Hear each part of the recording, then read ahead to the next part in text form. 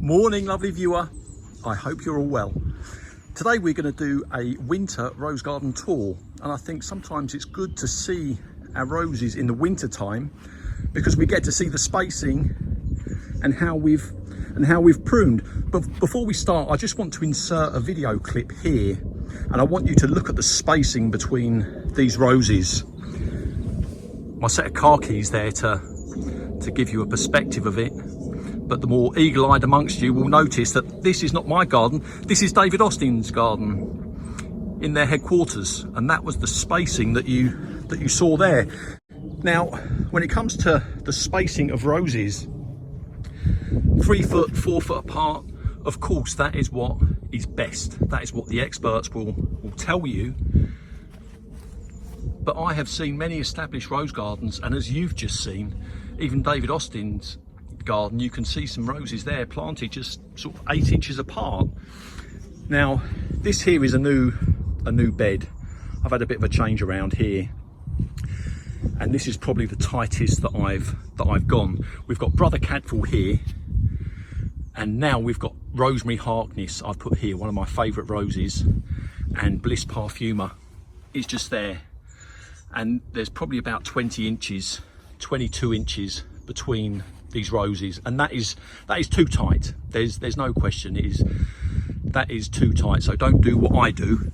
The experts will tell you 3-4 feet apart is what you're meant to do, and that is what I would go for. But the problem is, in real life, we have limited space and a love of roses, and as you have seen, the experts they do tend to, or they can group them together as you've just seen. But this here is Sweet Honey, and that now is a perfect spot for Sweet Honey. It was advertised as 3 foot by 2 foot, but for those of you who follow my channel will know that it grew a monster last year, and what you're seeing here is actually half of Sweet Honey. I had to cut away that half, but now that is it's in a great location. There's a problem with stinging nettles grow the other side there, and they come up quite dense, but we'll see how Sweet Honey fares there. But that is a great location, that side of the rockery. So we've had a bit of a change around there. Now, with regards to pruning, I've pruned all my roses this year a particular fashion. I've gone for just 3 canes, 3 or 4 canes maximum, coming up from the base. I've taken away anything, all the older stems that were coming up. You can see here his Earth Angel. Any of the, I mean, I had some roses that were 3-4 years old. They had 6-7 main canes coming up from the base. All of my roses this year, I've gone for a maximum of 4. Now, many of you will be looking at this thinking, what have I been doing? We have got some bulbs coming up, which is good this year. But I hurt my back. For those of you who don't know, I slipped a disc in my back in October, and I haven't been out in my garden at all since then. So there's a ton of work that needs doing. I've been frantically working the last sort of 3 or 4 days trying to, I mean, look at this here, that all needs clearing out. And if you're looking at that thinking your garden's bad, well, look for yourself. It can't be any worse than mine. It all needs clearing out. Now, by moving those roses over there, it has freed up a bit of space here. At the moment, I've got Caroline Knight here. That's not going to stay there. I don't know where I'm going to put that, but I have got another Penelope Lively that I'm going to put there. So that's going to go there. I might make it a baseless pot. I'm not sure yet, but that is a benefit of the baseless pots. It's concrete beneath it going that way, so the roots, they will go down. It's not a huge pot, and Penelope Lively, it might grow big, but I think that will look nice. Possibly I'll put that Desdemona over here as well, so we've got a nice grouping of roses here. And the other thing is, of course, potted, it means our dog hopefully won't scratch himself as he walks past, just by elevating them a little bit. I think that works, given the cards that I've been dealt with. So I need to sort all of that out. My garden, it is in a real state. It is in a real state. I put a photograph up a little while ago. You see here, again, just three stems. Anything that was older, because these fresh stems, they give you the more roses. By cutting away all of these here, it will encourage new powerful growth to come up from the base. And those fresh new stems, the young stems, they bud more, they flower more, and they give us more roses, which of course is what we're all striving to achieve. Here is the Penelope Lively. I mean, that bed there, I'm banned from touching it. I'm banned from touching that. Donna said that she will sort this out. We have got some bulbs there, but you've seen the state of it now. There's Penelope Lively, the one that I got just the other day. The roots are good. I'm just leaving it in there to saturate for a little while. The stems are a little thin. I might take one of these stems out, I'm not sure yet. But that is where Penelope Lively is going to go. Now, Porcelain Musk. I'm really unsure. I need to decide in the coming days what's going to happen here, because that really is a beast. I know if it stays, what I'm going to do is I'm going to cut it back. You see, you can't, all this stuff here, you can't cut this now, because that's where it's going to flower from. So I'm pretty sure that if I leave it, it's going to give me a magnificent display this coming summer, but it only flowers on the old wood, and it is an absolute beast. It's not the healthiest of roses either, but I think what I'm going to do this year, if it stays, I'm going to cut it right back, and then I might even cut it back again in sort of September time. So we will see. I'm unsure. The jury's still out on that one. And the other thing is this rose here, Madame Alfred Carrière. I mean, that is another beast of a rose. I've got a decision to make, because I've got Woollerton Old Hall would be the sensible choice to put that there, and that would do very well, I'm sure. But there is a guy, Blakeney, he's got a YouTube channel, Cottage Blakeney, is it? Something like that. And he's got a Madame Alfred, and he keeps it looks lovely. He keeps it sort of 8 foot high all through pruning. He hits it several times during the summer, and it's a rose that repeats very well indeed, and he has it kind of like this, keeping it short and under control. So I've got a decision to make with regards to that. I mean, look at all this. You can see I haven't been out here. When I slipped the disc in my bank, I couldn't even put my socks on for a while, so all of this needs sorting out. But you see the space in here, I've got 3 feet between the spacing of these roses here. So that's quite good spacing. I didn't want it too congested. There, I've got some mulch that I've ordered, a great huge bag full. That's going to be coming hopefully this week. And this is the new bed. Now, I've dug small holes and I've put the plant pots in, but you can see the amount of rubble that come up. Now, the spacing here I've got Pure Poetry, Mum in a Million. There's probably 3 foot there, and maybe 28 inches between Mum in a Million and this is Penelope Lively. This is where she's going to grow. I've got Deep Secret over the back there, and I've got 3 feet. This one here, I've got Ancient Mariner. I got this last summer, and I've given him about 3 feet. Now, I did have a look. There's no reviews that I saw on Ancient Mariner. No reviews that I saw at all.